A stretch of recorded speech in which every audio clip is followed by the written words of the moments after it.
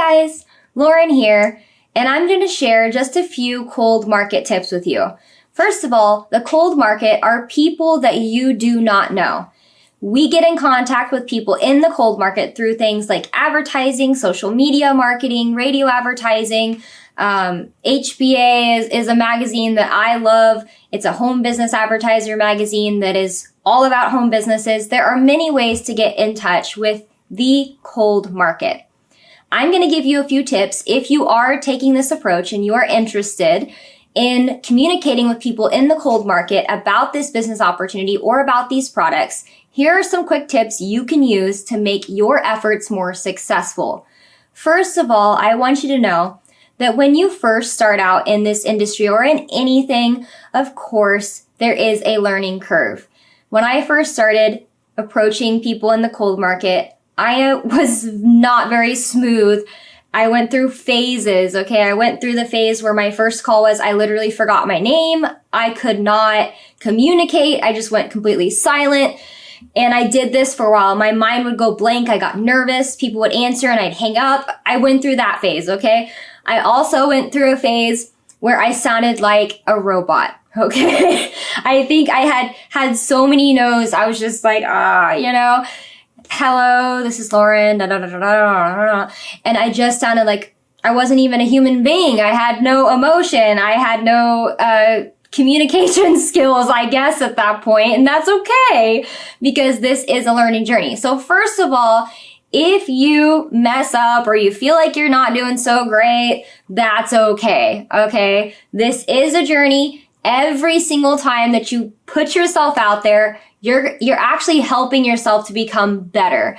If you mess up, it's not a failure. It's an opportunity that you're going to use to grow and become better in those areas. You're going to become stronger, more resilient.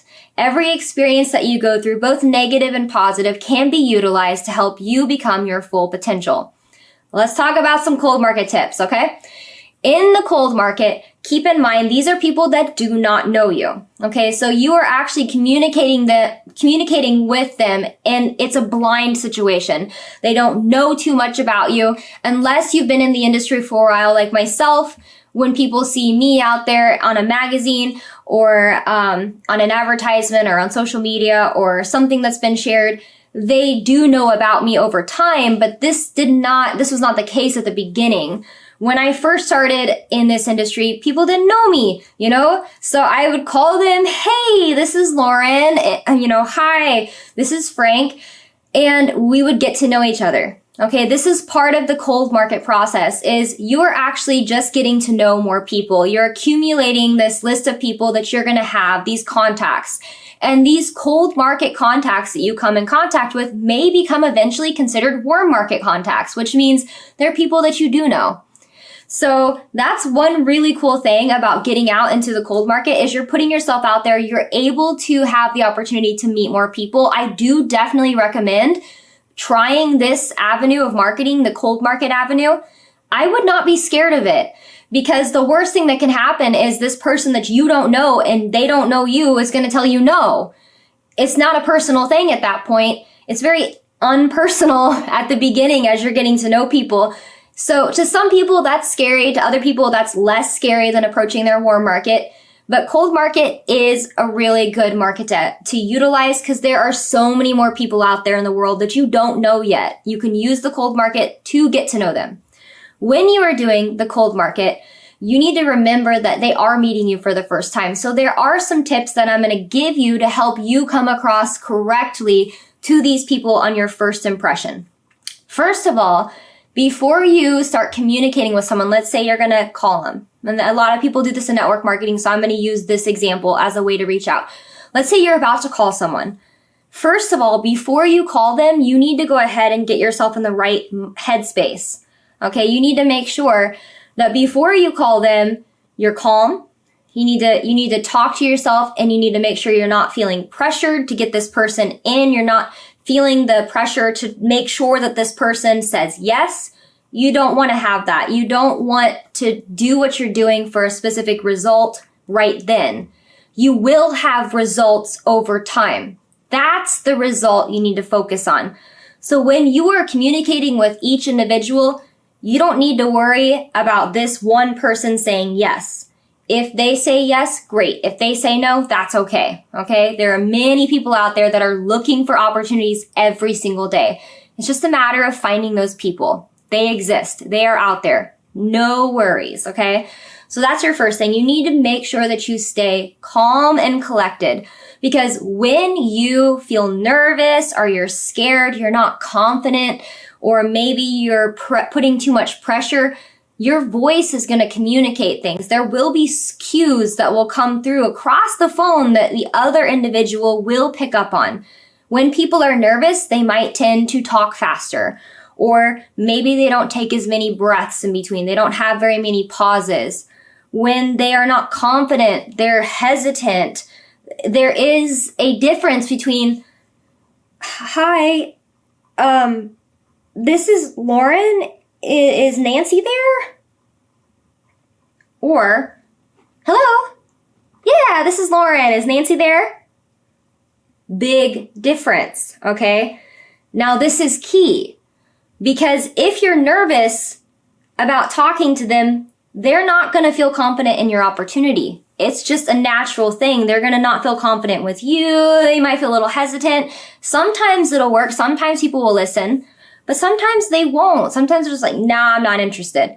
But if you're confident and you're talking to them on the phone, they're more likely to listen, because when you're confident, they become more confident in what you're sharing. Okay, so that's one big thing, making sure that in your mind you're really ready.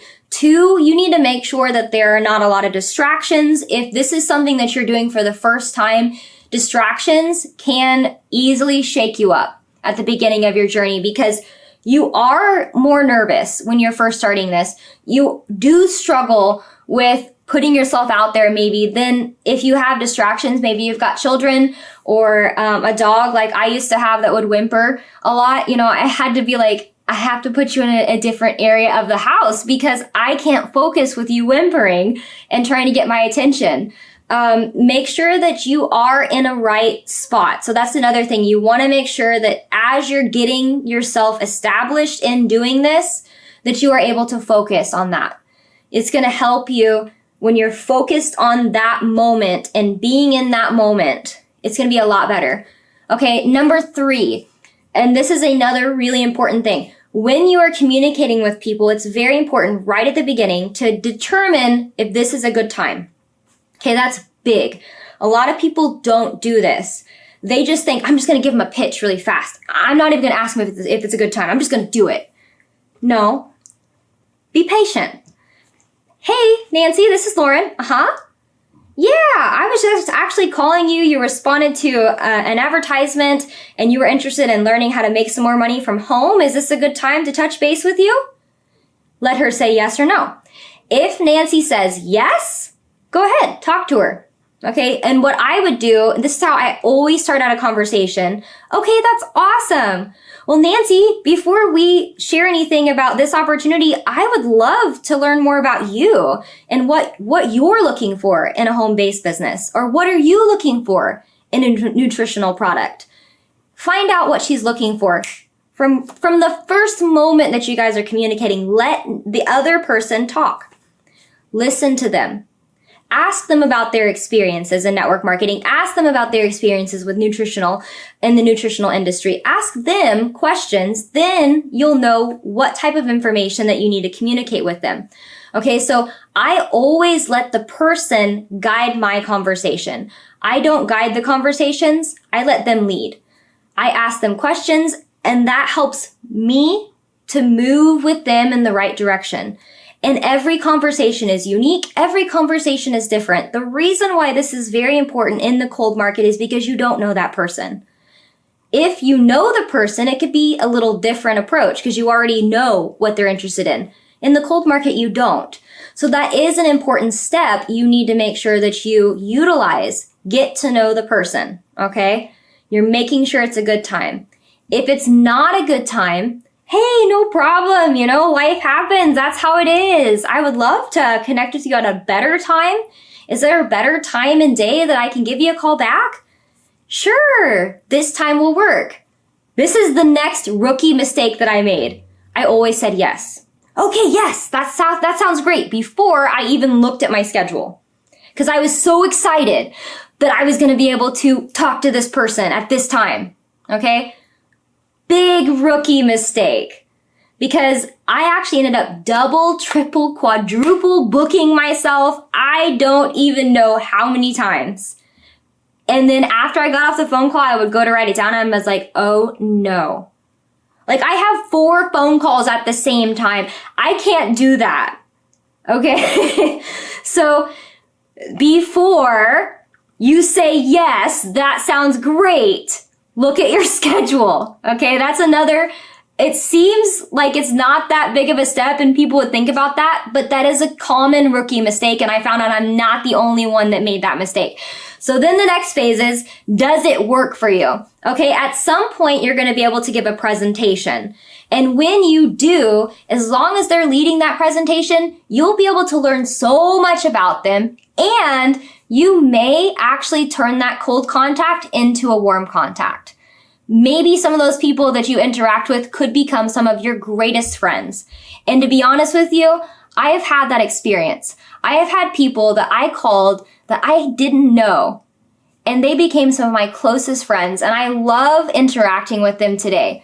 Don't be afraid of the cold market. In fact, embrace it. And if you utilize these simple steps, I guarantee you it's going to make your experience so much smoother and so much easier, and you won't have to go through some of the roadblocks that a lot of us other people went through. You'll be able to do it right the first time. Again, relax. You're going to be okay. Stay in the journey. You will be successful. You've got this. And I'll see you guys next time. Bye.